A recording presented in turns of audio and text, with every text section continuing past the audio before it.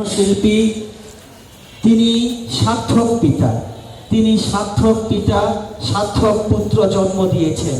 এই জন্য আমরা মুন্সিগঞ্জবাসী গর্ব। আনোয়ার ভাই যদি এখানে থাকেন, তাকে আমি মঞ্চে আসার জন্য বিনীতভাবে অনুরোধ জানাচ্ছি।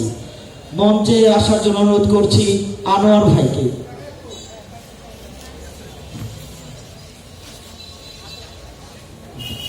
শুধু মন্ডলী, এ পর্যায়ে আমি জাহিদ নীরব, যার খ্যাতি মুন্সিগঞ্জ থেকে পৃথিবীর বিভিন্ন দেশে আন্তর্জাতিক পর্যায়ে, তাকে আমরা মুন্সিগঞ্জবাসীর পক্ষ থেকে এই সম্বর্ধনা কেসটি তুলে দেওয়া হলো। আমরা ছোট্ট করে তার একটু অনুভূতি জানতে চাচ্ছি। আমি কি বলবো, এই বছর ফেব্রুয়ারিতে আমি ইউনেস্কোতে পারফর্ম করেছি, প্যারিসের ইউনেস্কো হেডকোয়ার্টারে। সেই অনুভূতিটা আসলে পারফর্মিং অনুভূতি, যে বাজাচ্ছি প্রফেশনাল কাজ, কিন্তু এই অনুভূতিটা ভিন্ন। এই যে আমার রশিদে সম্মান করছে, এইটা আসলে একদমই স্পেশাল, এবং এই অনুভূতি কোনো কিছুর সাথে কম্পারেবল না। Thank you so much.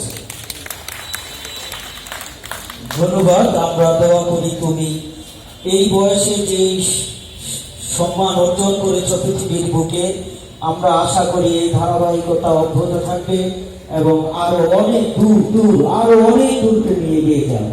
এই পর্যায়ে ছোট্ট 1 মিনিটের মধ্যে শুভেচ্ছা জ্ঞাপন করবেন মুন্সিগঞ্জ জেলা কালচারাল অফিসার জনাব এরশাদ হোসেন।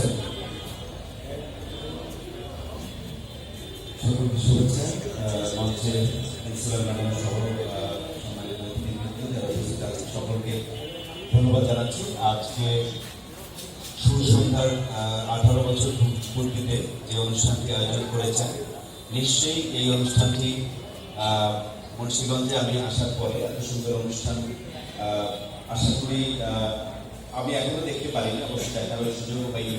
তো আজকে এই অনুষ্ঠানটি আপনাদের খুবই ভালো লাগবে। আর আমার